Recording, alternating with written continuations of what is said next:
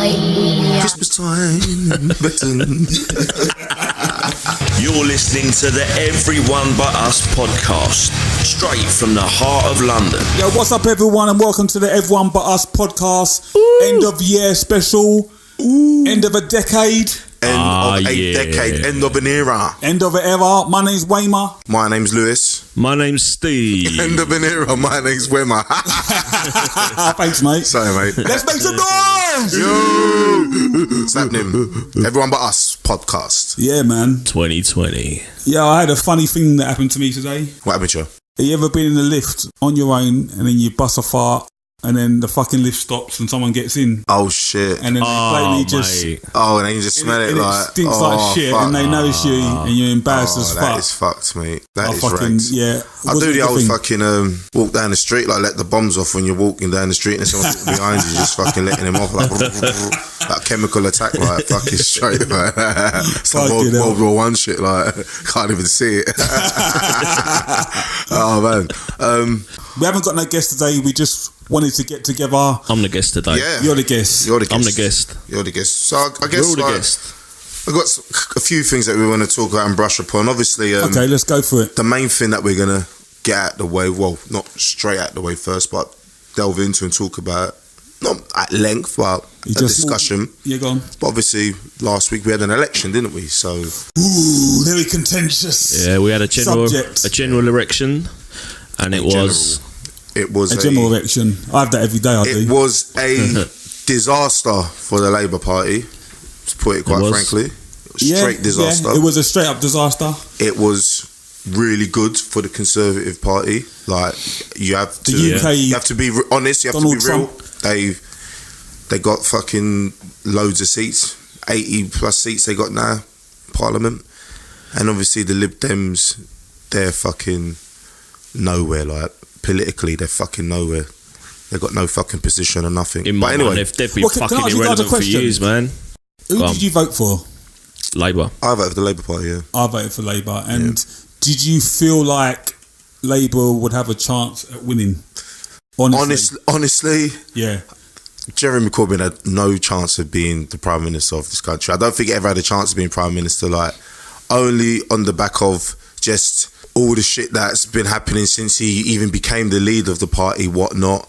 But there's just a lot of people who just don't like him anyway, you know what I mean? They just don't, he doesn't look like he could be a Prime Minister, regardless of all the slur shit and everything else. But people just see him and they're like, yeah, he doesn't look like a Prime Minister. Even though Boris looks kind of like scruffy and looks a bit fucking foolish, but he's like strong and he puts himself out there and people see like a fucking strong man in that and they're like, yeah, I could vote for him, even though he's a fucking Etonian and he's fucking... Do you know what? I think with him, when I see like pictures of him online, I saw one picture earlier and it was just of him like smirking into the camera and like Corbyn looking a little bit like moody next to him. Right?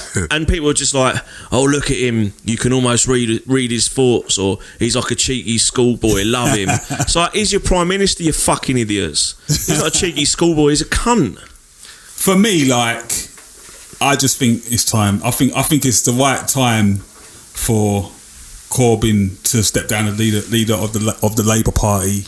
Yeah, definitely. And I'll give my reason why, right? I would compare it to Arsenal and Arsene Wenger. Honestly, go on. These parallels are fucking perfect. Right, so for those that don't know, I'm an Arsenal fan. Arsene Wenger was our most successful manager. When he first come, no one knew who he was. People were unsure. But soon, after a while, the fans really grew to love him. They liked the way he spoke. He embodied everything that Arsenal was about. He always carried himself in a dignified way. He was Arsenal through and through. Yeah, he was. First 10 years, we won a few trophies. Everything was going. Three Premier Leagues. A few Premier Leagues. The Invincibles. Even though Corbyn hasn't won anything, right? I'm just stick with me. The fans loved him. But in the last 10 years, football started to change. The dynamics of football started to change. The way people played football on the pitch started to change. And Arsene Wenger, he couldn't navigate it. And slowly, Arsenal started losing games. The fan base started to show signs of, is Arsene Wenger the right guy to take Arsenal forward? And then what happened is you got two factions. You got the Wenger in and you got the Wenger out. And as more and more games went on, it got more and more toxic. It became less about Arsenal and more about Arsene Wenger. Then what happened is Arsene Wenger won the FA Cup, which is, to me, is like the by-elections. And he's thought about this, hasn't he? I thought about it. And then the fan base started to go, oh, actually, FA Cup, maybe he's turned a corner. Yeah. Maybe he can do this. They wanted him to do well. Even though some of them were still like, I'm not too sure. And then it became apparent, right? As much as Arsene Wenger loved Arsenal and wanted the best for Arsenal, it became apparent he was never going to win the Premiership. Yeah. Majority of the fan base, I would say, turned. There were still the arch people that wanted Arsene Wenger in, but the majority wanted him out. It got so toxic, it got to a point where Arsene Wenger was basically forced out. And to me, that is what Labour and Corbyn has been. It was something that started out with the greatest of intentions, but it's about winning elections. And as much as people love Corbyn, Labour has got to come first. For me, Labour is in absolute mess at the moment. It's in a state now. When Theresa May was on her knees, she still managed to win the election. It wasn't a majority, I admit. It wasn't a majority, but she still won an election. And now we've had a general election, and it's, unfortunately, it has been, what was the final results? I think the Conservative Party have got 62 seats or something. The Labour Party have got 203. It was like they lost. I think the Labour Party lost like 47 seats or 48 seats or something. They lost a lot of seats, mate. Right. Now, it was the biggest loss since 1935. 35. I hear people saying it's the right-wing media. And I understand that. A part of me feels like the media is very important, but with social media, there is a little bit more balance now. It's not... No. Okay, I'm going to leave you to you. No, fair point. But the fact of the matter for me is Labour needs rebuilding, and it's got so toxic now. Labour is in such disarray that we need to start rebuilding, and we need to be able to... The next by-elections, the next general election, we need to be in a position where we're fighting for the Premiership. No matter what we've got to sit here and say about how he was smeared, how social media campaigns, dirty campaigns by the Conservatives, all that stuff. The fact is, he didn't do anything to combat that. And I think, even though I voted Labour, I kind of thought he's not going to win. I wasn't surprised that they didn't win. Yeah. I was surprised at how much they didn't win by. It was the manner of the fucking losses of the seats. But I think he's a politician from a bygone era. Yeah. I think the era has changed now. So it's all about... It's populism these days. Correct. It's about winning the fucking X factor of politics now. It ain't about fucking who's got the best policies or who's got the most sound financial plan for the future, or who's going to save the NHS or who ain't going to save the NHS. It's that Boris Johnson's a cool, funny guy, isn't he? He's got that funny haircut and he's all like funny, isn't he? Yeah. Fuck's sake. But Jeremy Corbyn addresses things in a statesman-like, political way, and those days are over. Unfortunately, those days are over. It's boring. We have definitely got a more American sort of style of politics these days in the UK. Obviously, we've still got our parliamentary ways, but the way politics is done and how it's conducted and how it goes on in the press, and obviously how we see it on TV and such, it definitely mimics ways of how the Americans are as well. Like, there's just the constant fucking sniping and attacking. Like, every day there's something gone wrong. Somebody's fucking spilt some drink somewhere and slipped, and it was done by someone by accident, but then it's been said that someone in the party done this against another person in the party, and it's just kind of weird. Like, but it's muddied the waters, and people these days just don't really understand what's going on with it. But now it's pick a side. It's like, Corbyn is a terrorist and Corbyn is this and he's that, I can't vote for him. And then there's the other side of like, Boris Johnson, he's fucking racist, he's this, he's that, I can't vote for him. But it's more swing in favour of that people will vote for Boris Johnson over Jeremy Corbyn. If Brexit was good for anything, it was dividing the country. And once they had the country divided, then they can easily manipulate the people on one side over the people on the other side. That's it. Well, so go on, man. What was you going to say? No, I was going to say, because we've been having, obviously, conversations in our WhatsApp group, and I was getting impressions that you felt like Corbyn was the right man for this election, and that you felt like it was more of a smear campaign, which I agree to a degree, but not fully. I think there was a lot of smearing going on, an awful lot of smearing going on, but I don't think he fought dirty. And I think that's the point I was about to make before, is that unfortunately now I think we need people who are going to fight dirty. They're going to look, the Tories, if you look at some of the shit that they put out, there was so much misinformation, so many untruths and half-truths or whatever, and Labour didn't come back with that. Labour didn't do anything to combat that. They didn't have any fucking cool little sound bites for the many, not the few. All right, that's an admirable slogan, but it just doesn't fucking lift that you, is how many words is that, right? And this is the age we're living in nowadays. Get Brexit done. It's 3 words. Just boom, get boom, boom. Brexit done. Boom, boom, boom. And he kept, and that's all he ever fucking said. And I want to punch his fucking smug little face. All the interviews and that he did, he was just hammering home that no that fucking real message. The no whole real time. Message. Well, obviously he was saying his bits and that, where he was waffling through, but it was always that in every question, get Brexit done, get Brexit done. So if you're someone who voted for Brexit, and I wanted to have my little analysis of the Labour Party, if you're someone who voted for Brexit and you see someone like that, Boris Johnson, you know he's a fucking E-tone, you know he's from the fucking establishment, rich dude, but he's saying get Brexit done, we're going to get Britain out of the EU, and you're some man from the north or from the Midlands and you're like, yeah, I voted for Brexit, I want to get out. Of course you're going to fucking vote for it, because the party who you thought were going to keep you in, get you out of the EU and respect the vote, whether all the arguments about we should have stayed, we should have fucking we should leave, blah blah blah blah blah, the Labour Party had the position in 2017 in that election when obviously they made gains, and they stuck to that principle of, yeah, we're going to respect the referendum decision and we're going to leave the EU, but obviously we'll find a way that it's done manageably so the country doesn't suffer too much, but we will leave the EU. And then all of a sudden they start changing their fucking position, and it's all like, we want second referendum and shit, and you're like, what the fuck are you doing? I think with that, I'm sorry, man. Like, I'm sorry, because at the end of the day, like, the north of England and the Midlands, they were fucking hemorrhaging those places anyway. Like, this is way before fucking Brexit. Like, these places were not voting for Labour anymore because they don't see themselves as Labour people anymore. So if you stick to that, we're going to leave. At least you get a little glimmer of hope and going, you know what, okay, maybe they're going to stick to it. Let's give them a little chance. Like, not everyone will, but some mans will be swayed because they voted Brexit. Now they're going to give us that chance. You took it away from them. You took that chance away from them, and they're like, I'm not voting for you. So how are you now going to get these fucking people back? What I want to do is I want to try and play devil's advocate, like, to give a bit of balance to the argument.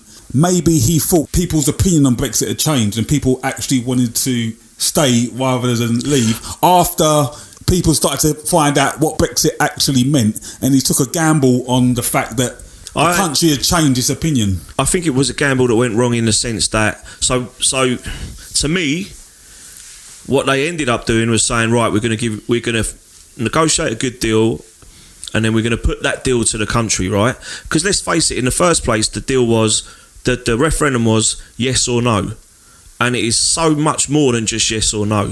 So back then it was like, yeah, we'll be able to leave easy, it won't be any problem, it's going to be great for our economy, 350 million for the NHS, all that fucking waffle that started unravelling the day after the result.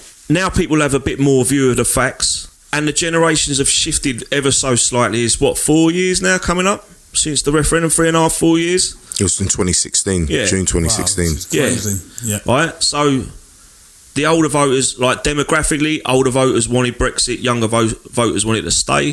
So it shifted along. Some of the older people die, some of the younger people become voting age. So potentially you've got a situation where you're implementing something that actually the population that is remaining. So I think it was important to think about that, but it was also important to sort of say, look, we need to clarify exactly what it is that we want, not just yes or no, because it ain't as simple as that. The problem is, though, so like that's what I agree with a lot of the things you're saying, but that's kind of done. Like, with all the choices already been made. Yeah, but I was getting to the but. Land the plane, Steve, land the plane. Go on. So all I want to say about this is, right, you've got this situation now where you've got the Conservatives saying we're definitely leaving, you've got the Lib Dems going we're definitely remaining. So Labour have obviously seen an opportunity and said, do you know what we'll do is we'll get something organised where we've got a deal that everyone agrees on, and then we'll say, this is the deal, do you want this deal or do you want to stay? And do you know what? To my ears, that's a sensible thing to do. It's a sensible thing to do. But in terms of popularity in the populist environment that we're in now, it was suicide. Exactly, as you said, it's a sensible thing to do. But if you read the mood of the country, it doesn't mean anything here. Going on Facebook and going on different pages on the most benign shit, most benign stuff, like, and you'll read shit and it's people talking about wanting to leave for Brexit. Just like silly fucking like, it doesn't matter what the conversation is. There'll be people talking about we get Brexit out. Yeah. Look at the political map, like, look at the map of the country. It was insane, man. It was insane. That second referendum, Steve, I know, as you said, it does make sense. It does, mate. Yeah. But in this populist age that we're living in, like, to do that, and that's what they did. And look, it's cost them. Yeah. Look at the parallels, man. In America, there's a dude who is from wealth, like, he comes from wealth. He went to, I think, West Point. Obviously, I think he graduated, but obviously didn't join the army or anything like that. He got deferred loads of times. He's from money. Yeah. Trump is from fucking money, like, and whether people like it or not, he has managed to convince some people that, yeah, I'm anti-establishment, I'm against all these people, and it's worked, and it's done well. And that's exactly what the Conservatives have done, well. Because Boris Johnson he went to the Bullingdon Club, like, that's fucking, that's some posh ass shit, like, and he's managed to convince people that they're fucking part of their initiation or something, is to burn fucking £20 note in front of a homeless person or something like that. I've heard that shit, like, I don't know if it's true, like, maybe I can imagine that it's something that I can imagine that would have been something that might have happened in the 70s or 80s, like, you know, in them fucking, especially in the 80s with the Thatcher years, like, I can imagine that happening, but now probably not, you know what I mean? But look at this as well, the same thing. He's managed to convince people, I'm anti-establishment. Boris Johnson has said, I'm anti-establishment. Like, I don't want to say brainwash, because it's not, brainwash is a fucking strong word, like, he's just managed to convince people to go, like, look, I'm gonna do it. Austerity was bad, even though I was in the party who was doing all the austerity. You know what I mean? And like the Labour Party, done, which is smart, is they always blamed austerity on what Labour done in the past. And absolutely everything, every fucking Tory policy for the last 2 years has been but Labour, but Corbyn. And it works. But it's fucking worked. I mean, obviously we're going to try and, like, obviously move on to talk about touch on the Tory Party and shit. But I want to say real quick about the Labour Party, what I think they need to do. Like, go on. Right.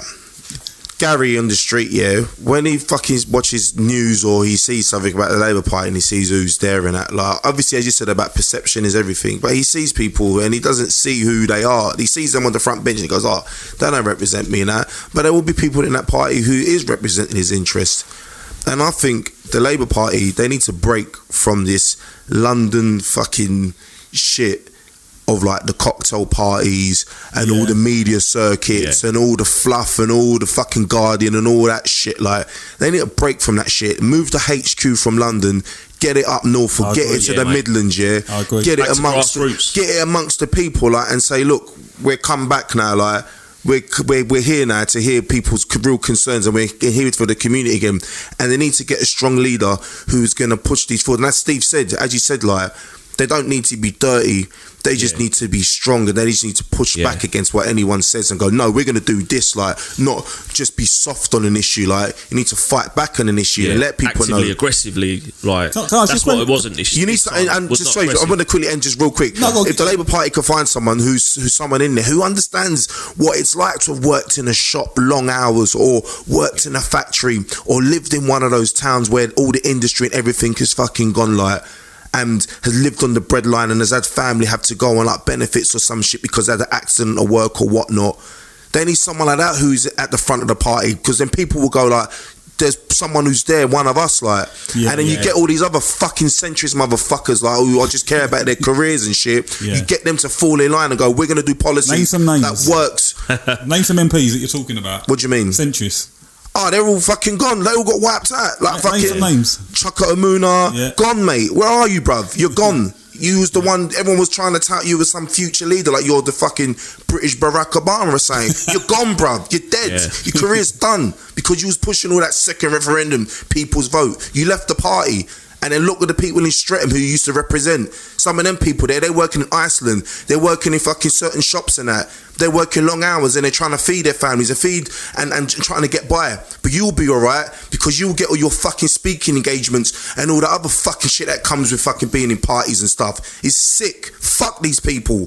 That's why people were looking for real social democratic fucking policies that will help people. No one's asking for free shit. They're just asking for a little bit of help. That's all they're asking for. Yeah, man. But we pushed it into, you're a fucking communist, you're far left. Yep. What the fuck, man? We pushed it that far like that. People are asking for basic shit. Our basic fucking rights. You're a communist. Fuck these people. Yep. Fuck them. People have to fight back, man. And the only thing that I could see as an advantage is, because I think the next 5 years are going to be a fucking nightmare. And I think a lot of people will get really angry. They're going to see what a lying cunt Boris Johnson is. And a lot of people are going to switch on him.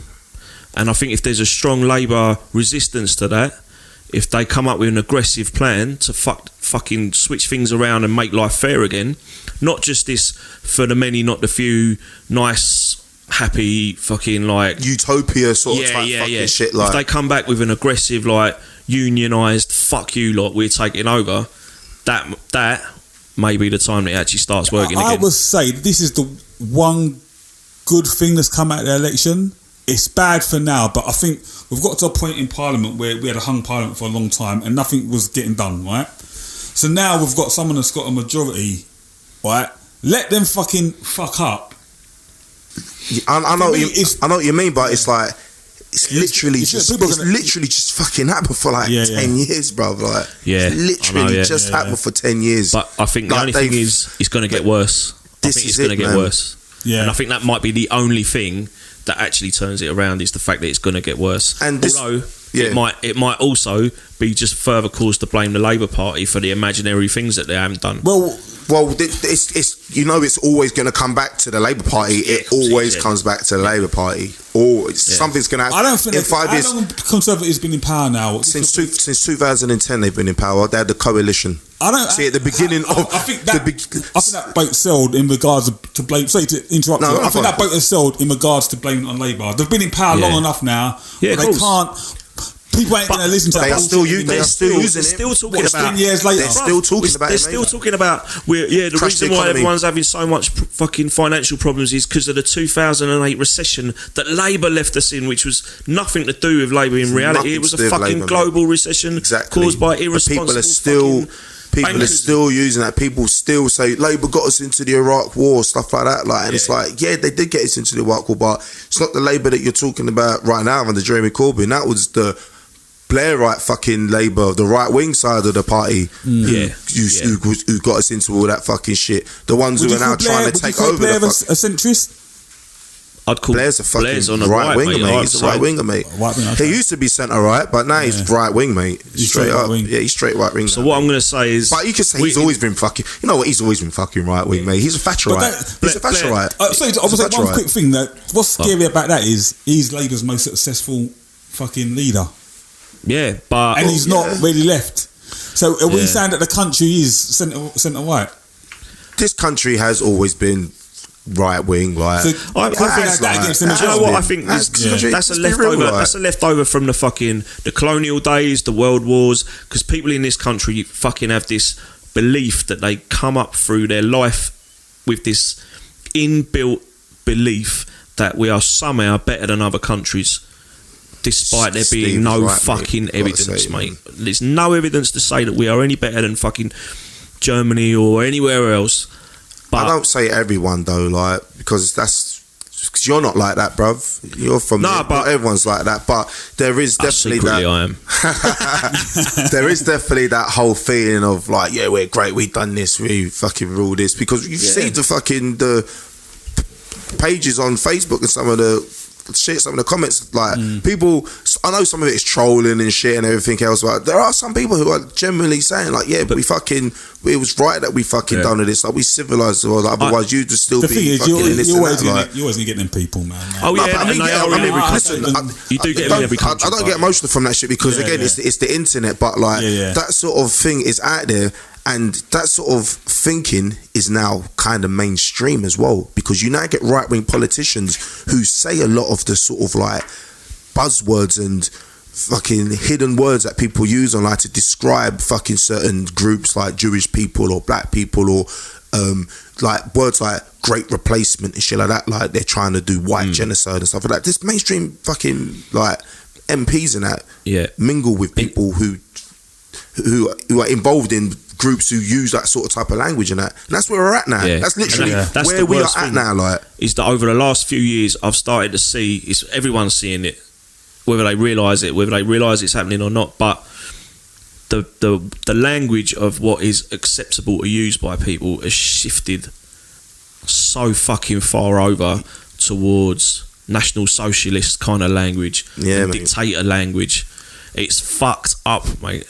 It is fucking. It is. We are living in a populist age at the moment. People are coming out saying, so I gotta say, like, people are just coming out now saying just blatantly racist things and getting away with it.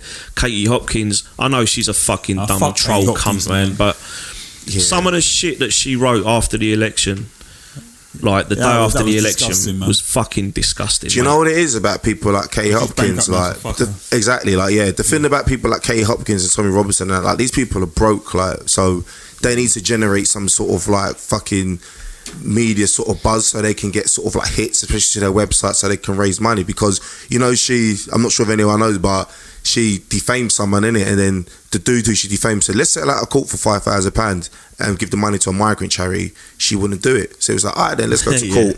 £50,000, boom, boom. Yeah, she's now broke. She has to sell her house. Like, this is the bitter, horrible people. Like, I feel sorry for her. I feel sorry for her kids. I feel sorry for her, and I feel sorry for her kids. Like, I feel sorry because she's just a bitter, horrible person. I hope she fucking dies. I don't wish death on anyone, mate. I just like think these people just. Look, let's, I don't give a fuck about her. But yeah, just go on, mate. Go on. I know don't want to keep too long on this. We've got a little bit more we need to talk about. I want to just quickly touch on when we're talking about Labour. Let's talk about the Tories and that. And obviously, they managed to get some seats and shit, and they're up north now. And I've been saying, you know, for a while, obviously, you know, we talk, and I've been saying, bruv, the North and the Midlands, you know, they don't like Jeremy Corbyn. We knew that, innit, obviously. Yeah. And they're probably going to turn, and they did. Yeah. The North and the Midlands, certain parts, not all of it, certain parts in the North and the Midlands have been Labour for so many years, never been Tory. They've just turned like, and the Tories, you got to say, I got to hand it to them. I hate to hand it to them, but they fucking done the job, mate. They did a great job. That leads me on to.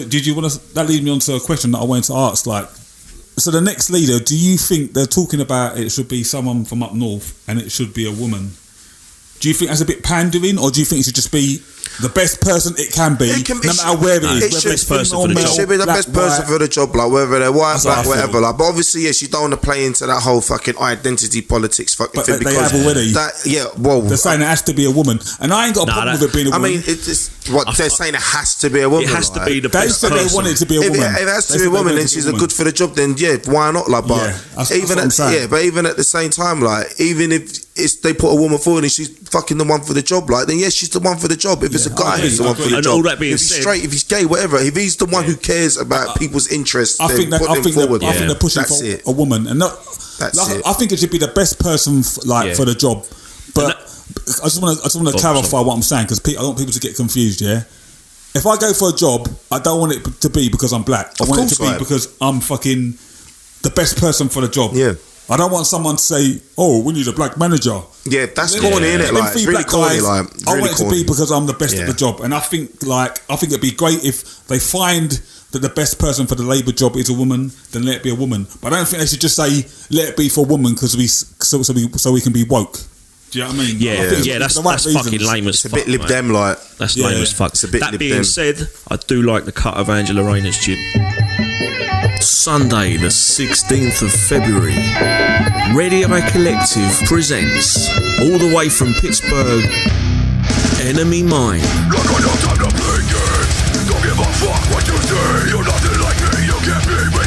Along with 3 of the UK's finest, hardest bands. Cold Hard Truth.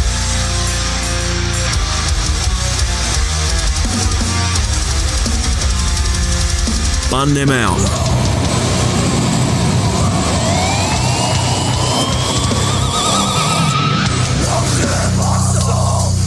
And Split Knuckle. That's Sunday the 16th of February at the Black Heart, Camden. £10 on the door. Don't miss it. Welcome back. And if you didn't notice, that was an advert. Yes. We're doing adverts now. Yeah, man. So if you have a show coming up or a new release from your band that you want it advertised on this podcast, send us a request and we shall fulfill your wishes. And guess what? It's absolutely free. Yeah. Yeah, it's correct. We don't charge for this shit, man. We want to help people. Yeah, that's what it's about, man. But, So that was a heavy fucking discussion just then. I Yeah, hope you're all man. still listening. I think people turned off. But there's a lot of emotions, man. It's like it's a big thing. It's a big thing, but like, you know, just like Columbo, yeah. It's just got one more thing. Where were you on that? One more thing I want to say, yeah. Go on, say it. Like, now obviously we've got the Conservative Party. They're obviously going to implement their programme and what they're going to do. One thing that I know that I reckon they're going to go after hard. They might, but I think they will with who they've got in their cabinets and that now. Unions. They're going to come back for the unions again, strong, mate. Definitely they're going to come back. Yeah. Especially with obviously the RMT. I've got the strike on at the moment over Christmas and stuff like that. They're going to definitely turn up the pressure, especially on Sadiq Khan here in London. And they've definitely got the unions in their fucking eye trap. So if you're in a union, just make sure that you... Do you think... No, go on. No, I was going to say, do you think, though, he might... Because Trump actually hasn't gone after the unions in America, has he? I think he knows that if he goes after the unions in America... That's attacking his own heartlands, isn't it? Well, he's got some unions. Some unions support him, and some unions don't support him. Like it just depends. Like, and obviously, and there's some unions with people in the unions who are mixed. Some support him, some don't. Like, I mean, he wouldn't try and take away power from the unions. No, he wouldn't touch them. He wouldn't do that. But do it. everything is done by stealth, innit? Like you wouldn't know it's being done unless obviously you're in the union and you know that something big's happening. So I don't know. But there's no big thing like. I don't think unions in America, correct me if I'm wrong because I ain't an expert, but I don't think unions in America have that much power. I think as far as I can see, they're not like. I mean, not a lot of people know, but America used to have like a really, really strong like union movement back in the turn of the century, like 20th century, and that like really strong. Oh, right. Like, really strong. But yeah, I don't know. A lot of people don't know, but a lot of it got suppressed in that. But moving on from that, a lot of people who are unions, like a lot of our friends and that, they get paid really well. Like they got good jobs. They're carpenters and they're plumbers, scaffolders, whatnot, and they get paid really, really well. So being in a union must have its benefits over there. Like obviously, it depends what union you're in because not all unions are great. Just like here in the UK, like the RMT, they're strong as fuck, man. See how strong they fight for their fucking people. They're strong, mate. And then you got other unions like Unite. Yeah, some union members might be strong, like shop stewards. And then when I'll give an example, when I was working at a company Loomis that does like cash management, like money and shit, the union cash shop steward there, pretty shit. Like it was, didn't want to know when you like pretty much in the pocket with like the managers, like just like back pally with them, and it's like, well, I'm not gonna join this union with the reps, like fucking pally with the fucking management. Like the whole point of you being in a union is like not to be like at war with management, like, but you're not supposed to be fucking friends with them. Like come on, man, it's a balance. It's a conflict of interest, isn't it? Yeah, exactly, and that's that. Should we switch up gears and talk about some more fun things? Let's talk about some lighter shit now. Yeah, man. Alright, so let's get into something a little bit different, something new. Yeah. So obviously it's the end of the decade, beginning from 2019, entering into 2020. But why not sort of like take a sort of like rewind and go back to what happened right at the beginning of the decade? Are you a DJ or something? Shit sound effects, man. What fucking Craig David over here is the one on my left. Craig David. No, but anyway, let's take a little rewind back to 2010 and see the sort of shit that kind of happened back then. The first thing that I want to mention that happened in 2010. I didn't put any of the dates down. I just got some stuff and I just looked it up, and I was looking back at there was some really interesting stuff that happened, and there was some really. But look at your face. This is going to be quite amusing. But do you know that? Do you know that fucking tune? That grad tune. Too many man. That came out in 2010. No. I'm not talking about that. Oh, so go on. But do you remember the Chilean miners who got trapped in the fucking tunnel? No. Yeah, mate. That happened in 2010. The fucking Chilean miners. The Chilean miners. Where 33 men survived for 69 days. Did they make a film about that? I think so. Or they're going to make a film I wouldn't be about surprised if they have. I don't know. Wasn't that the football team? No. When was the football team? No, that was the Uruguay, the plane crash, wasn't it? No, the young kids that got stuck in the Oh, in that. Yeah. Oh shit, yeah. Oh, that, I don't know. When was that was like a couple of years ago. That was a couple of years. That's the one they made a film about. No, they made a film. Shit, I'm knocking my mic everywhere. Actually, they made what you're referring to. There is a film out. Don't know what it's called, and they're making a film about the football team. Like, was it a football team of young Asian boys that got stuck in a mine? They're making a film about that as well. Oh, I had no idea. Like, anyway, well, then, what was a fucking football team doing in a mine? A young football team doing in a mine. I think down there with Jimmy Savile. I think like did like they were in a coach or something. It crashed or some shit, or I don't know. No. They were just on it. I think it was just you can just go. You go on school trips. You can go into a mine. Oh shit! Yeah. Oh, okay. Just went in there. I thought it crashed and they all just fucking poled. They got stuck. I thought it just crashed and they all just poled out and just rolled into the fucking cave or something. You've been watching too many James Bond films. Yeah. It's like the fucking like Carry On film or something. Young ones when they go over the cliff in the bus and they just go over the cliff into a mine. That's fucking shit. Somebody there in a mine. But anyway, we know those. Yeah, but you know what? I don't think them fucking Chilean miners. They ain't got nothing on the central line in the morning between 7 o'clock and fucking 10 o'clock in the morning. Thank God. What's the central line for people that don't live in London? Oh, central line is the fucking underground, man. It's the main red line that goes through the centre of. It's horrible. Yeah, it goes from west to east or east to west. It's absolutely horrible, depending on your view. Have you ever seen that video clip?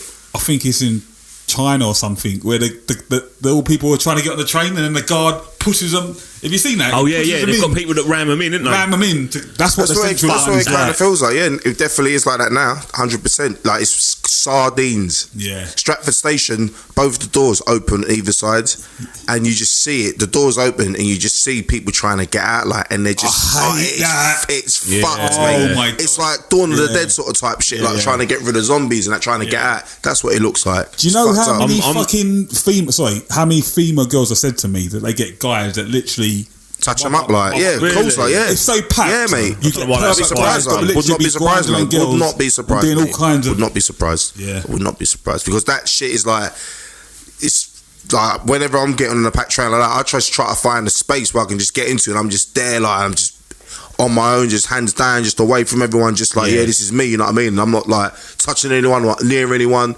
I'm just here, hands down, in front of me. So that's close it. to other fucking people as well. When you're on a packed tube like that, turn back to back to people. Someone's arm in your face. I'm looking into the corner, back to back, anywhere where like I don't have to look at some other cunt. Fuck that. Fucking hands to myself, like all in and stuff like that. Make myself as small as possible. Do you see what happens when people? This is what the fucking public transport system does to people in London. Like it makes us all fucking like just. Like scared and don't want to fucking. That's why the Northerners fucking hate coming and using the fucking transport. They hate it. But like you said, the worst part is when you know your stop's coming up and you're trapped, a bit from the door and you have to somehow navigate to get out the train. That is no one wants to move. Oh, you see, no one wants. You see people's face in the morning when it's like a super packed train and then. Dude or woman just turns up with the pram and shit, and everyone's face is just like, are you sure? Like, but people move out the way, like, because what are you gonna do? Where do you move to? There's nowhere to move. Well, they make way for what? There's a kid in the pram, like, you know what I mean? You're gonna be cold-hearted and let the kid stay on the platform. I think that's the one time. He's only little. You can go on the roof. Well, like Extinction Rebellion. That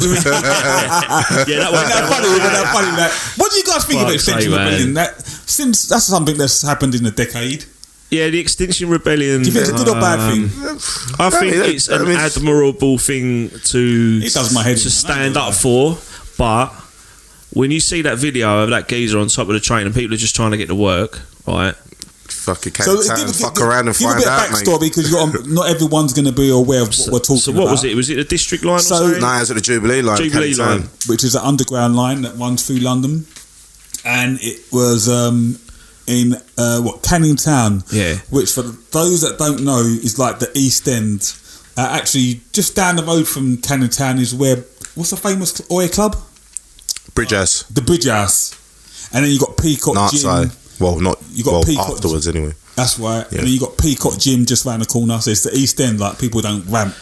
It was a weird decision for them to go there. So when you see the video as well, when they're talking, what happened first? Give back. All right. So what was it? 2 or 3 of them got on the top of this tube. Yeah. So it obviously prevented the tube from leaving the platform. It was like 7:30 in the morning or something. So the platform was rammo with people. Yep. And Canning Town, I don't know why they chose Canning Town. Why didn't they choose somewhere a little bit more affluent? Maybe because it's close to Canary Wharf, which is yeah, maybe rich. But it fucking killed me because I was just like, why do you think you're going to get away with doing that in Canning Town? Like, mate, they literally chose the fucking wrong station. Like, it's like either doing that shit at East Ham or doing that shit like at somewhere in West London, like say fucking Hammersmith, or doing it in somewhere like in North London, like fucking, I don't know, Tottenham Hale or Seven Sisters or somewhere down south. Like certain areas, like you do that. Like man's just going to work, like. Yeah, man's going to work, you know what I'm saying? Like, even on it really matters that they get to fucking work. Even on the bus, like I'm not going to mention the person's name, like, but man's been on the bus, like where geezers have been starting shit with the bus driver, and man's is like, I need to go to work, innit? Like telling the geezer, can you like stop what you're doing because we need to go to work. He's not stopping, so he's just gone up to the geezer, just pushed him off the fucking bus. Driver, carry on, mate. That's how you got to do it, man. That's how you got to do it sometimes. You know what I'm saying? Getting to work. It's really misguided though, wasn't it? And when you hear the video, when you hear them talking on the video, they're all like really plummy posh when they're talking as well, which must have pissed everyone. So let me give context to the story for the people that ain't seen the video. Two dudes were on top of the train. One guy was filming. One guy was filming. People were getting impatient. They dragged them off the top of the train and literally started kicking them. They were kicking them out, like, and some sisters basically jumped in and stopped them from getting beats, like, because they were literally going to get beat like hard. They were going to get beat. Their man's, you see a couple of mans just like, they weren't even anywhere near what was going on. You just see him just come flying with a kick, just like, bam, I just want to kick this dude, like, you know what I mean? Like, you know what I mean? It was just that sort of vibe, and like them sisters were like, yo, stop, you can't beat you're gonna kill. They could see it, like, it was gonna be mob fucking violence mob rule against that fucking particular dudes.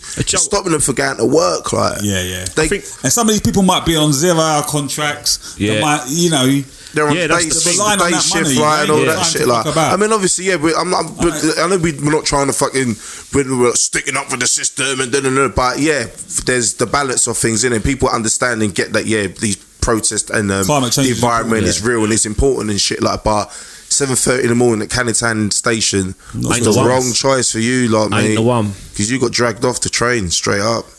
And that's what gives them sort of things, especially a bad name as well.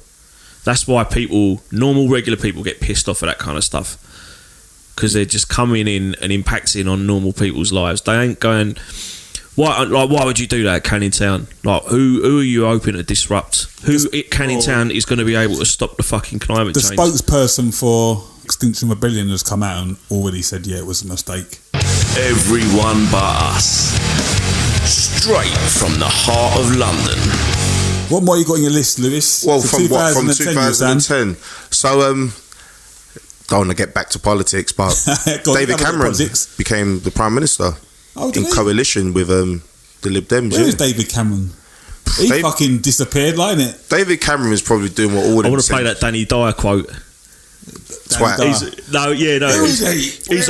He's off in Aruba with his trotters up. What was he saying with it?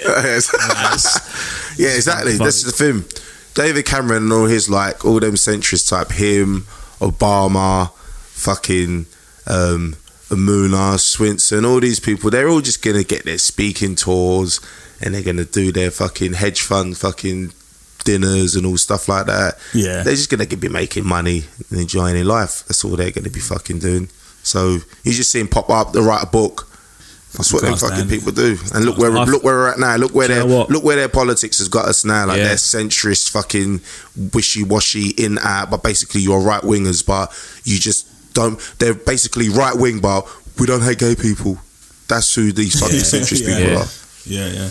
David Cameron is the reason for all of this shit that we just covered in the first fucking quarter of this show, or first half of this show. It's his fucking fault. His vanity is why Brexit fucking happened. And I want to go on record as saying, David Cameron, you are a cunt. What you got next, Lewis? I hope he's listening. Do you reckon he listens? I reckon he does. I reckon he's into it. A fan of the Everyone But Us podcast. This is a kind of a mad interesting one. A girl called Jessica Watson, at the age of 16 years old, she sailed solo, non-stop, unassisted around the world. Wow, I saw that. Yeah. That's mad. Well, obviously, she definitely comes from some sort of money. Like, I don't think it's just some girl from the ends going like, yo, you know what? I'm just gonna fucking, I'm just gonna go around, get a boat and just go around the world. Like, it'll be some accomplishment. Everyone will be like, yo, that's fucking pretty sick. Like, yeah, it's definitely some girl from money or some sort. But still, respect to her. That's a fucking big thing to do at 16 years of age, like, and you can't vote at 16, and she fucking sailed around the world. Wow. I don't even like the ferry from over to Calais. This is a mad one. Tennis. American John Isner defeats Nicolas Mahut of France at Wimbledon after 11 hours, 5 minutes of play. How fit have you got to be, man, to play tennis for 11 hours? Well, it's over 3 days, that game. That game spanned over 3 days. It's the longest game in history, I think. Tennis, 3 days? Yeah, that's how long it lasted. Yeah. It's mental, fucking nuts, man. 3 days. Yeah, that is fucking... That happened in 2010. Keeping with sport, the World Cup happened in 2010 in South Africa. Who remembers that one? Oh, the old Vuvuzelas. Is that that thing that used to spin? Nah, it was Vuvuzelas. Yeah, people hated that shit. People hated it because you couldn't hear... So many people hated that shit, man. I didn't mind it. I liked them, actually. I didn't mind them either, man. I didn't mind them. I was like, it's something different. Like, what was the World Cup with that? It was the Rattlers. Yeah, with the World Cup with the thing that used to spin around. That was about 19... that was like 1952 or something. That wasn't that long ago. There was another one where... No, maybe I'm thinking of that. Maybe I'm thinking of... Vuvuzelas you're thinking of? Yeah, maybe I am. Yeah. No, you're thinking of Vuvuzelas. Who won that World Cup? I'm going to get into that. So go on. Was that the Italy... Is that when Zidane nutted? That was 2006. Was it? Fuck. Yeah, that was 2006 World Cup. Italy won that. Oh, yeah. Italy won that. Yeah, but 2010... That was when England got pumped by Germany 4-1. And Frank Lampard scored that fucking goal. Fuck yeah. If we had VAR today, man, that would have been a fucking goal. Even that goal line technology. Yeah. I remember watching that in a bar in New York. It was me and Tubbs. And we were fucking on the East Coast with Ambush. And there was Germans. It was like 10 in the morning out there. Obviously, we was upset. And then we had to walk past these Germans on our way out, had all been celebrating, and it was like, it was a little bit funny. It's just like a little bit of saying in the air. You're a bit of nationalist come out, innit? Like, you want it? Do you know what? But that's the fucking thing, though, with football. Like, especially if you have a few drinks and you're with people, even if people who ain't even into that sort of vibe, like, if you watch a game and it's against a big rival team and the other team is in the same venue and you're across the way and you're with the right crowd and you start having a few drinks, sometimes you just get into that fucking mode. What is it about football that brings out sometimes the worst part of the fucking... I don't know, man. We're seeing such an increase in animal instinct to be part of a big fucking gang. Everyone's got that animal instinct, I think. Even like, I'm like soft as fuck, really, but there's been some games where we've been like 2-0 up and then we're 3-2 down and their fans are all in the away end like and I'm turning around to my mate going, I'm going to fucking, after this game I'm fucking getting in, I'm doing it. And then after about 3 minutes, as you're queuing to get out, you just calm down a little bit and you're like, yeah, I guess we're not fine. So what pub we going to? No, so yeah, keeping with that World Cup, Ghana played Uruguay I remember when fucking... Oh yeah, when he handballed it. Luis Suarez cheated. I hate him, man. And then He's such an arrogant... Asamoah Gyan, he missed the penalty in it. That's right. And then Suarez was in the tunnel. Like, he wasn't actually... you got to go off the pitch, innit? Like, but he was still in the tunnel when he missed it. He was like, celebrating. I was like, you can't. Like, for those listeners that don't know, Lewis is Ghanaian. His dad's Ghanaian. Is your mum Ghanaian as well? Yeah, man. Okay, so he's full Ghanaian. Get back home, get out of this country. I know, man. I've got to go, man. Shit. I am telling you now. You come. I'm ready, mate. Come and take me, mate. I'll take you with me. And obviously, Spain won the World Cup. That's the first time they won it. It was their It was era, Spain versus Netherlands. Netherlands were going on some fucking madness in that game. Remember when fucking... who was it? De Jong, when he done that high kick into fucking Alonso's chest. Yeah, Netherlands just turned into fucking Wimbledon 88, didn't they? it was just mental, man. It was like, what happened to total football and all that fucking shit, man? They just went ham, like. There's some good players though, fucking Holland. Them like that's some great fucking players. Did, man. I don't know what happened to them afterwards. Man. Holland just they're doing all right now, man. They've got they're coming back. They're doing all right now, man. They're doing all right. They're in a much better place. Like every country goes through that fucking blip, like yeah. You know what I mean? Every country goes through that blip. So yeah. But anyway, that was the World Cup. What else have we got from 2010 that is pretty interesting? Haiti had an earthquake. Oh yeah. I remember that. That was a big one. Oh, that was awful, wasn't it? That was mental. Yeah. That was pretty bad, man. We've had quite a lot of earthquakes and. It's because of the gays. yeah. Who was it who said that? Earthquakes was because of the. Was it? Some more gays in the world or something. Someone said it in England. And someone else said it in England, and a lot of those fucking evangelical pastors in America, they say shit like that as well. Yeah. Sick, and Alex Jones says that there's gay frogs or some shit, like the water is turning frogs gay or some shit. Like, yeah, man. People are fucking mad, man. It's so mental, isn't it? Mental shit, man. Fucking mental. Do you know what though? That's in this last decade. That is what has rose up more than anything to my mind. The gays. Fuck. What are you talking about? It's gay water. Gay water. Gay water. No, is like any fucking nutter with any weird theory or opinion can get taken at face value and people will actually follow him. So that the flat earth fucking thing, it's died down a bit now, but a few years back, flat earth was like this massive fucking, like, what's the word, counterculture almost. Yeah. I think they probably still are, but oh my god, they're fucking mental. I went into one of their groups on Facebook and just observed. Well, it was fucking hilarious. I don't have an opinion on these people because I don't really go on the pages that you go on and check out. But obviously, I know I had to quit the group. obviously they're into what they're into. Like, but it must say, like, obviously, they call these people like who are into conspiracy theories. I use that with like quotation marks, stuff like that. People into flat earth, etc., etc. But that stuff is now like kind of in the mainstream, whereas before it was just shit they used to read on the internet or get on fucking DVDs and stuff like about the Illuminati, etc. It was like real crackpot shit before. It was like really like, and then like fucking man's like David Icke, who used to always be in the fucking like in the background. Obviously, he used to be a big TV star. Then he came out and started saying Queen Elizabeth's a lizard and everything, that sort of thing. So from that period, from the 90s up until like say the 2010s until now, like now that's like it's kind of mainstream again. Like it's like no, but do you think that what's that saying? If you tell a lie enough, it becomes a truth. It becomes a truth. Yeah, definitely. Yeah.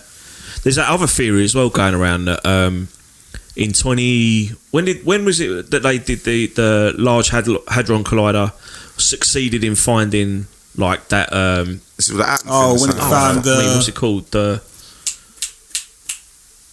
God particle, but I can't remember what it's called. Where did it find it?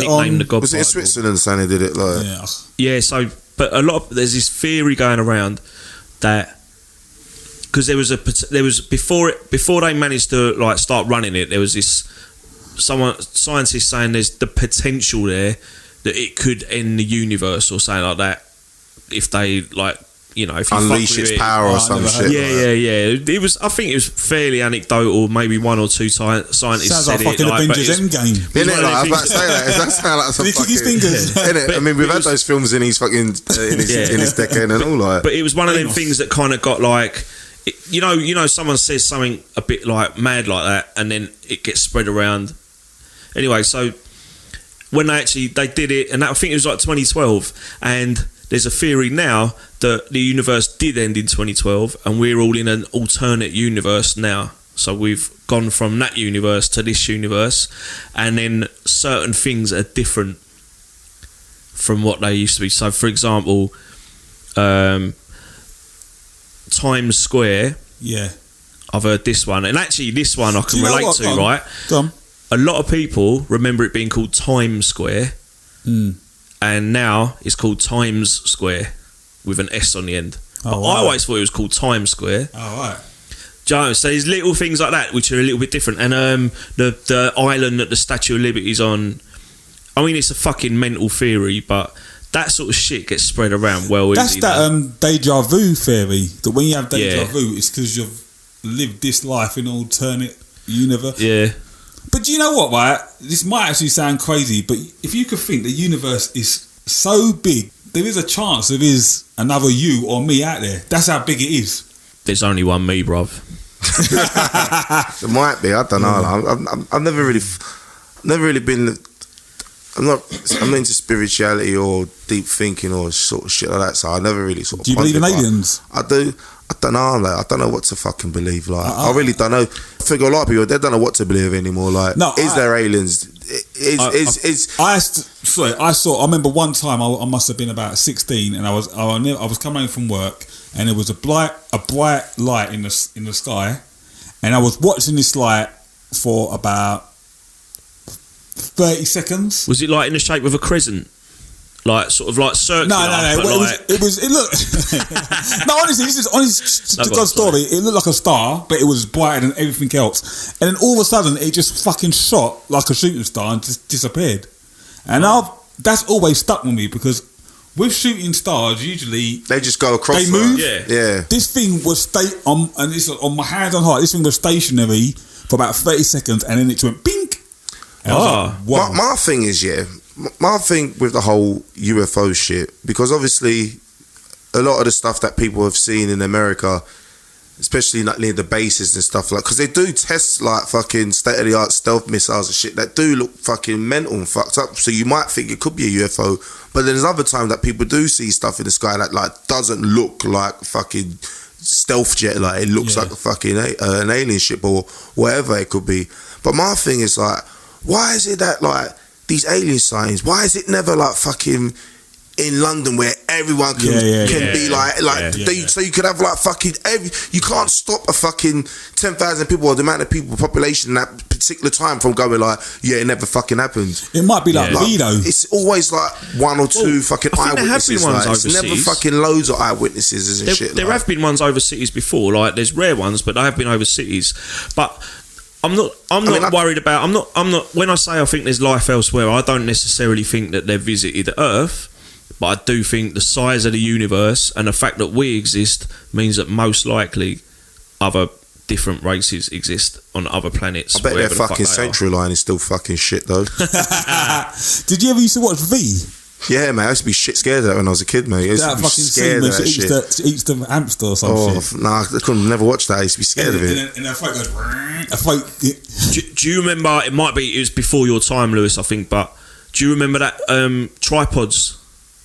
Yeah, tripods. Yeah, I used to hide behind a couch. I was fucking terrified. I used to watch that. That was like, you're going back to the 1980s. What was that? What was tripods? I would have been about 5 years old. It was literally about these tripod robot-y kind of things. Oh, okay. I don't know about that. Really, it's like I think it was a kids program, but I think it was like if you were like 13, you'd watch it. But like I was about, I don't know what, 5 or 6 or something, and these things were just these big metal tripods. And they were just like killing everyone, and they were like 1 million feet tall, sort of thing, like massive. Yeah, if anyone can remember the name of that program, please hit us up on Facebook. Any you old heads, yeah. A couple more things from 2010. Go on. There was an earthquake in Canterbury. You got to think about earthquakes, didn't you? 7.1. Well, I mean, just. I remember that. I remember this. Do you know what? I had an experience like that when I was in Beckton, and I was. I can't remember where I was. I think it was at a bus stop or something, and then literally the floor literally moved, and I remember about 10 seconds later I heard like a howling sound, and that's when they bombed. That's when they bombed Canary Wharf. Yeah, I remember that. I was in Stratford at the time. Did you feel it? I was at a family friend's house, and it wasn't strong, but you just felt like you felt like a little like a wobble. You're like thinking, what the fuck was that? Like, that's weird. Yeah, mate, that was a big bomb, mate. That's incredible, man. That's like a big bomb. Beckton's like what? Not far from there. Yeah, you definitely would have felt that. To feed a bomb 5 miles away just told you the power of it, man. That was like 90. Don't give my age away. I was like, I can't remember. I was like, was that like 95 or something? 96. I think my mum was still alive. I don't even remember that. And then, yeah, my mum was still alive. Like, so yeah, that was like. Was you in Beckton then? I was living in Forest Gate at the time. Forest Gate, okay. But yeah, it's like, must have been like 95. Shit, man. 96 or something. Between that time, anyway. Yeah. We'll check out for next time we fact check it. Yeah, but that fucking earthquake apparently was started by a riot from Last Orders. Ate a massive curry in it, like. They got riot from Last Orders and drops it. Talking of Last Orders. Last Orders are at a bar near you right now. But they've also just put out a split with Postal on Ruction Records. Find it at ruction.com and all your usual streaming sites. Well, go on.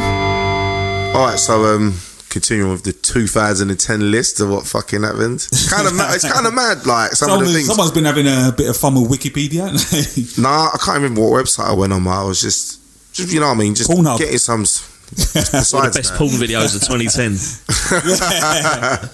But, the Deepwater Horizon explosion in the Gulf of Mexico when the BP oil rig shit, yeah, and that just took out. And then all the oil spilled into the fucking Gulf of Mexico. Is that the one where you see like a little guy and he's walking? It's like you see like a CCTV footage of the whole plant.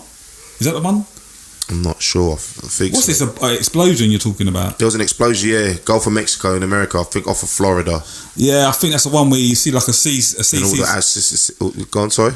No, there's like a CCTV footage of the whole power station, and the workers are just working normally, and then you just see this explosion, and it just goes like a mushroom, and just takes everyone out, man. Wow, it's fucking horrible. It's horrible, man. Yeah, man, that fucking shit happened back then. This is a little interesting piece for baseball fans. The last piece of the old Yankee Stadium in the Bronx came down after a 2-year demolition. What else have we got on this 2010 list? Kate Middleton and William Windsor got engaged. Just on the rolls, what do you guys think about the Prince Andrew thing? He's a fucking nonce. No. Do you think he's blatantly? I think he's lying. I think he's lying. You know what I mean? That Epstein. You need fucking evidence in it, like. But obviously, there's quite a bit of evidence. Evidence to say that he is like a paedophile. Like, but obviously, he's implicated because he was pals with fucking Epstein. Like, the whole Epstein case is fucking just sick and like depraved. The fact that that dude was like giving like plea bargain and he was able to like he was in prison, but he could like be in prison for like some days and then like he could like leave the weekend but you know what, and do his shit. Like, he was going back and forth from prison at like it was a fucking hotel or some shit. Like, you know why, innit? Well, because he's rich and he's powerful and all that. And he was providing people with. He's got that little black book, mate. Yeah, that little black book with names, dates of some of the. I reckon if that guy was to come out and say some of the names that were running in his circle, you just got to see. You just got to see the pictures of the kind of company that fucking Epstein kept. Like, he was with fucking Clinton. Apparently, there was some weird picture, some mad weird picture of them or some shit like at their fucking. At the house there, and then Trump with him, and then Clinton, and then Hillary Clinton, and just all these celebrities and these people. It's just weird, like it's just weird shit. Weird. I reckon he was definitely murdered, man. Yeah, there's something come out. I think so. Something come out today, innit, saying that the surveillance footage outside of his cell has now gone missing. Yeah, I'm telling you, man. Mate, that ain't a shock. Yeah. I'm telling you, man. I see that today. Like, this guy was put to rest, man. So that's a new update on this whole story that just won't go away. Like, as much as the press are trying to bury it, like, and not talk about it much, but it is so suspicious, isn't it? Like, this dude, like, do you know what's fucked up about that as well, man? Mental. Is that if the press are trying to bury it, how big is this fucking noncy circle amongst the elites. Mate, it's massive, man. It's massive. Do you know what I mean? Like, Jimmy Savile, man. This is it. How far does it fucking go, man? You whenever, and this is the whole thing when it comes back to conspiracies and shit, like, because Alex Jones always, like, from back in the day before he became, like, he's always been big, but he's not big as he is now. Like, he's a household name. People know Alex Jones. Like, but back in the day, I read a book years ago called, I think it's called Extremists and Me, by some Jewish dude. Like, really, really good book. Like, but he just basically travelled around the world, just going to different places, meeting different groups and stuff. He even travelled, he's even here in London, he went to one of these Islamist fucking concerts that they did at fucking London Arena back in the day, like an Islamist fucking fuck Britain, fucking want to bring the caliphate, ISIS, Taliban shit. Was it Jeremy Corbyn? They used to do that shit. Fucking hell, no. Get speaker. That's a joke. That is definitely a joke. Anyway, he fucking, this dude, he met Alex Jones and that, and he always used to say, like, there's paedophile rings and there's all crazy shit going on in the highest levels of the establishment and in the elites and in Hollywood, etc. Like, and then you just see all these different artists all fucking coming out, and actors and actresses, especially when they were kid actors and that, saying all this shit that's happened to them, like, and then it was all Kevin Spacey shit, and then you got Harvey Weinstein and all that other stuff, like, so Hollywood is fucking sick, mate. Let's be fucking real, mate. There's some sick fucking people in Hollywood, and in the so he's kind of exposed that, like, that's one to see that. The last decade, that a lot of these people have been exposed, and people like that felt like they never had a voice before now have a voice. Well, they've been exposing themselves a bit too much, haven't they? There will be more people. But they're getting outed. There will be more people exposed. There's even been a case in the Harvey Weinstein case. I think they've recently settled one part of the case that's been going on for like £25 million, and that's going to $25 million. Sorry, and it's going to be shared between the victims, obviously. Yeah, I see that. And some of the victims are okay with it, and a lot of victims are not okay with it, like, because they just feel like it's just not enough. Like, it's just like what that's it. Like, he's just going to do that, and of course, it's like what. He's got money and he's got power, like, and you see him all walking with his fucking stick and shit. But of course, they're just trying. No one buys it though. And he's turned that going, I'm the real victim here. That's a quote from Harvey Weinstein, isn't it? I'm the real victim. That's what these rich and powerful people do, mate. Fucking hell. That's what rich and powerful do. I'd like to know is how comes R. Kelly's in prison and this guy isn't? Don't know, mate. Money?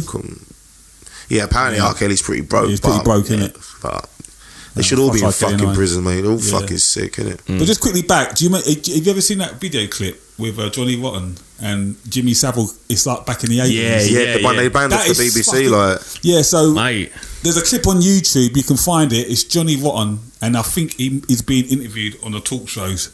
And then Jimmy Savile, this was in the 80s, and then Jimmy Savile's name comes up. And for those that don't know who Jimmy Savile is, he was a TV personality back in the 80s, 70s, 80s. Yeah. He was massive, highly popular. He had a TV show called Jim Will Fix It. And basically, when he died, it came out that he was a serial sex offender, paedophile. Serial. Yeah. So, what did Johnny Rotten say on this show? I think he just said something along the lines of. There's a big cover. He alluded to the fact that there was a big cover up. He liked the younger ones. Or something. He said something along those lines. Like, he said he was always talking about the younger ones when he was like, you'd always see him with the younger ones in the crowd and shit. But when you look back at when you do look back at all the archive footage from the BBC and you see all these mans like fucking Stuart Hall and fucking Savile and these men, especially Savile, like.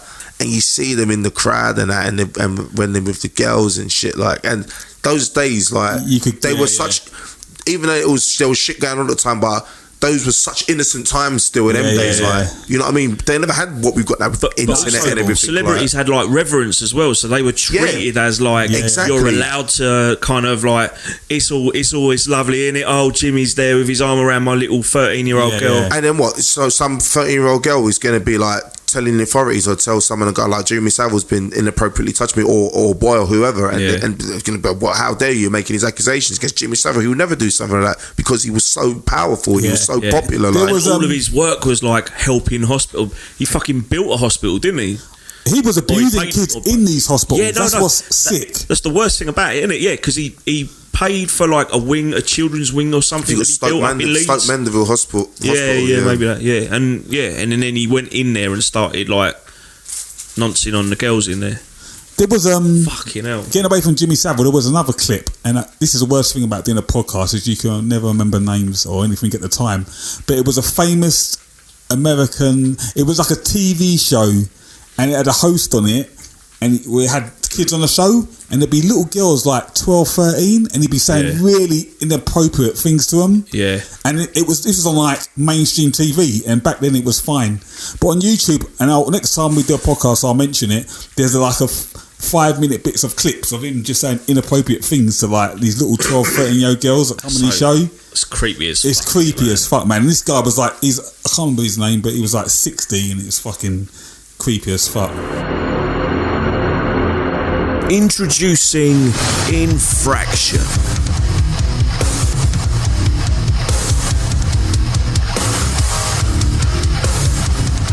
Find their brand new EP, No Excuses for Failure, at ruction.com. Yeah, anyway, we're going to wrap this up soon anyway. So I just wanted to end on something that I think's been a big thing in the last decade, and that is social media, with obviously pages like Insta, Facebook, Twitter, Tinder. I know these things have been around a lot longer than 10 years, but I feel like in the last 10 years it's really become a part of our life, and it's taken on significance to everyone, whereas before it was just people that used that stuff, the younger crowd. Yeah. And now everyone's on Facebook. In fact, the younger crowd don't go on Facebook. No. Well, the reason I brought it up is because I just feel, I think a lot of younger people, the younger kids don't really fuck with Facebook, but they're on Instagram heavy. And I was just wanting to ask you guys, or Snapchat and shit like that as well. Snapchat, all that stuff. Like, do you think it's dangerous? Because like literally, whenever I go out, I just see people on their phones. I'm guilty of it as well. Whenever you go into a pub, you got loads of people around the table, and everyone's on their phones. We are constantly plugged into this grid. We're like crack addicts, and I feel like the more and more we're using Facebook, Instagram, Tinder, the more and more I feel like they can start to control our lives. They're already doing it by controlling the algorithms. Like, so you're turning your phone, and then something you're spoken about will pop up on Facebook, an advertisement. And in the next 10 years, it's only going to get worse. If you've already, with Instagram, by taking away the likes, and that's a different discussion, I feel like slowly I can see where the power is on their side. They're starting to get more and more control of us. Do you think it's dangerous? I think it definitely can be dangerous. Do you know what? Just to add to something else here, you know, people go on about stuff that you've been talking about. Right? Now, I have been bald-headed since I was about 21. Started shaving my head because it was all falling out anyway. And I'm fine with it. It's not a problem. Baldy! Yeah. No, I'm fine with it. Like, it suits me anyway, so it's not something I ever think about anything like that. You like film. Anyways, I was at work, and I was just scrolling through, and I see this advert for hair replacement. I'm like, why have I getting an ad for hair replacement? I've not searched for it online. I've not said anything about it. Then I started thinking, they must have they got a thing now where they're looking, where they've got a thing that recognises from my photos that I'm bald. Most probably. And now they're targeting this shit. Most probably. They do have. Did you get penis enlargement as well, advertisement? They do have that sort of technology. Obviously, the voice technology. Yeah, I clicked already used. Spent. Yeah, but don't you think it's a bit scary? Like, yeah, it is. But at the end of the day, that was a bit fucking loud. I don't think it's quite as scary as all that, because I think it's all for money. It's all for advertising. But this is my point. Like, all your friends, all your connections to the world, like for instance, bands, their go-to for advertising is Facebook and Instagram. If Facebook and Instagram say to you, "Hey band, if you don't give me £20, I'm cutting off all your contacts. I'm cutting off your phone book." What are the band's going to do? They're going to have to pay the £20. I don't think they would do that. I think they would rather. I think that's the power that we're giving them.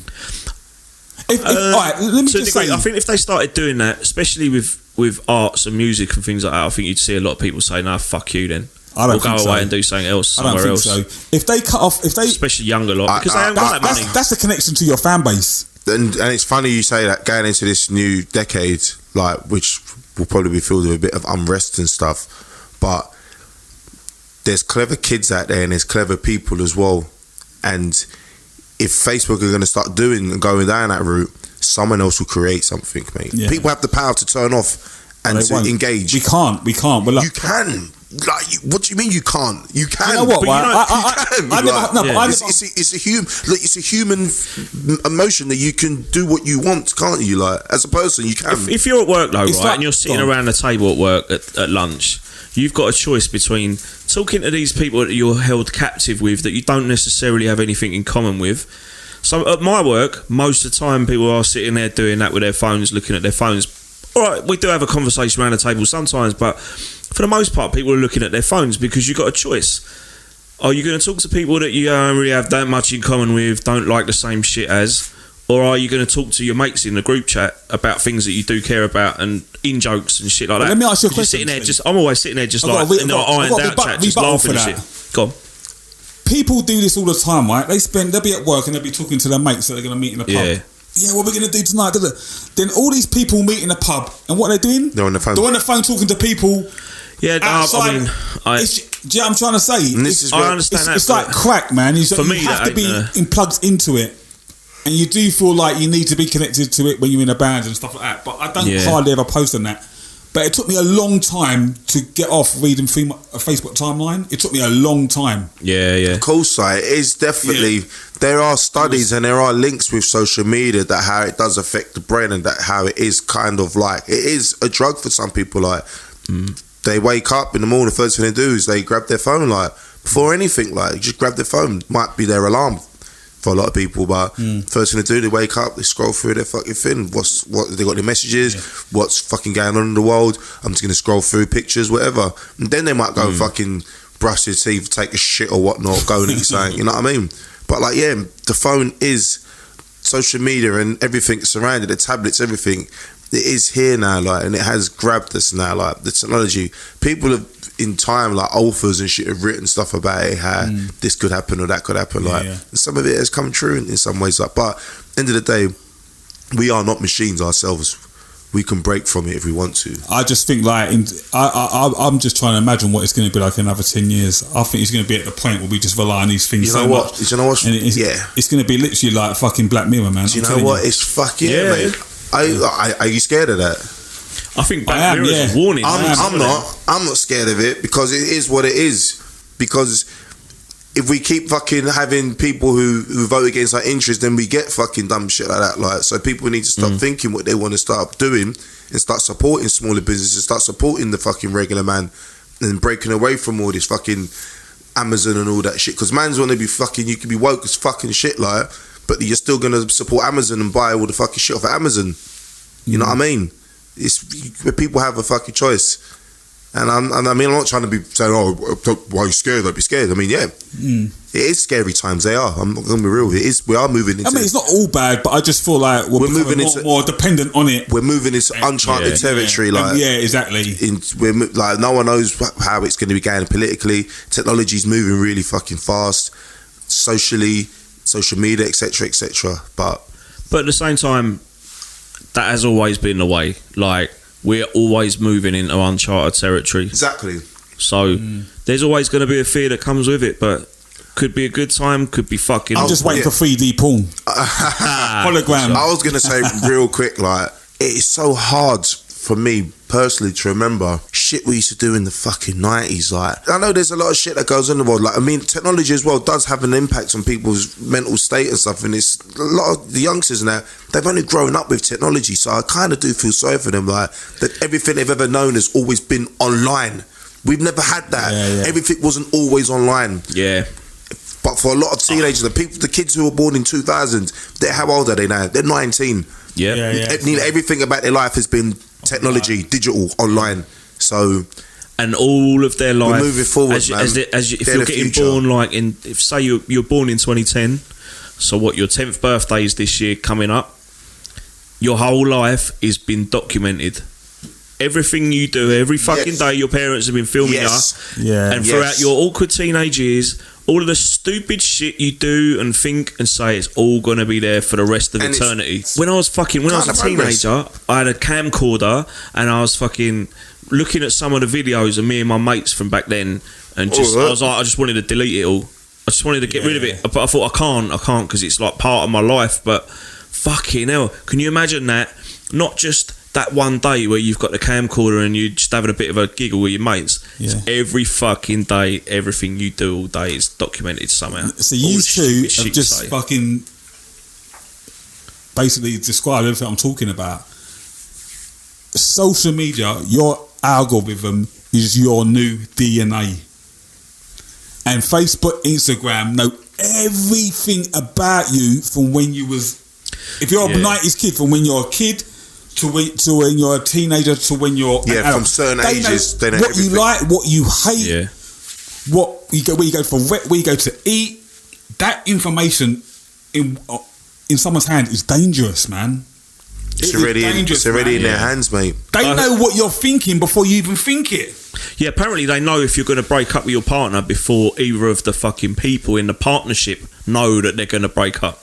Do you know? Yeah. And do you know what I heard? There's data for that. I think it's off another podcast and it blew my mind, right? No, an interview I was watching on YouTube, right? They're developing something, right?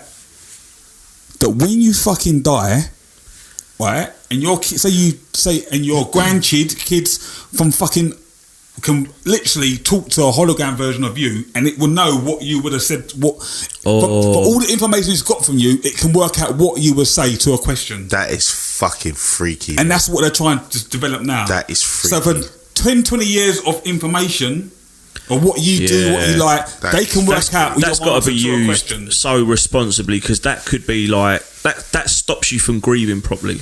You know, going back to that conversation we had earlier as well, the deep fake stuff, yeah? So it's almost convincing now, some of the stuff where you can put someone's face on somebody else's body. Have you seen them videos? I posted something like recently when I mistakenly thought it was fucking Jim Carrey doing fucking what's his name scene, Jack Nicklaus' scene from The Shining. Like, it wasn't. It was basically put his face in him, and it almost looked like he was actually doing it for real, because it's that good, mate. It was that good. It is that good. 5-10 years time, if you've got another Trump style character in office somewhere, are you going to start seeing smear campaigns based on videos of people doing shit that they never did? Scary times, people. Anyway, happy Christmas. Happy Christmas. Anyway, man, you know what? Like, I want to just say thank you to everyone that supports this podcast. We're only a small podcast. Yeah. We're looking to grow. We're hoping to do a lot more episodes, a lot more frequently next year. We're now on Spotify. You can catch us on YouTube. You can catch us on SoundCloud, iTunes, man. Yeah. And I just want to wish everyone a happy Christmas and a happy New Year, man. And thank you for fucking with us, man. We really appreciate it. Yeah, we really appreciate it, man. It's massive of you. Thank you, everyone. All right. Happy Christmas and Happy New Year! Merry Christmas! It's Christmas! You're listening to the Everyone But Us podcast, straight from the heart of London.